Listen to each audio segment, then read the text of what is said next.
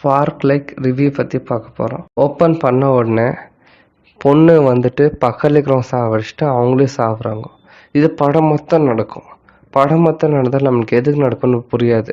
இந்த பக்கம் பார்த்தீங்கன்னா ஹீரோனிக்கு வந்துட்டு அவங்க வீட்டில் கல்யாணம் பண்ணிக்கோ ப்ரோட்ஸ் பண்ணுறாங்க. பட் ஹீரோனுக்கு வந்து ட்ரீம் பாய் ஒருத்தர் இருப்பான், அவனை தான் கல்யாணம் பண்ணிக்கணும்னு ஹீரோயின்.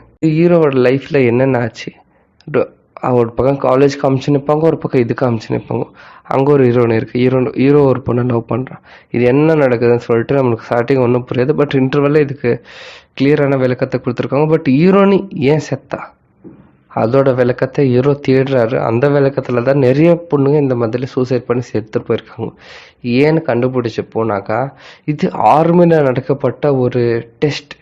அங்கே வந்துட்டு என்னன்னாக்கா, எதிர்நாட்ட சோல்ஜரை சாவடிக்க ஏதோ ஒரு ஸ்பார்க்குன்ற ஒன்று கண்டுபிடிச்சி அதை அவங்க மேலே இன்ஜெக்ட் பண்ணால், காற்றுல எதில் இன்ஜெக்ட் பண்ணால் அவங்களே சூசைட் பண்ணிக்க தூண்ட சொல்கிறது அவங்க பிரெயின்னு சொல்லிட்டு ஏதோ புதுமையாக ரிசர்ச் எடுத்துருக்காங்க.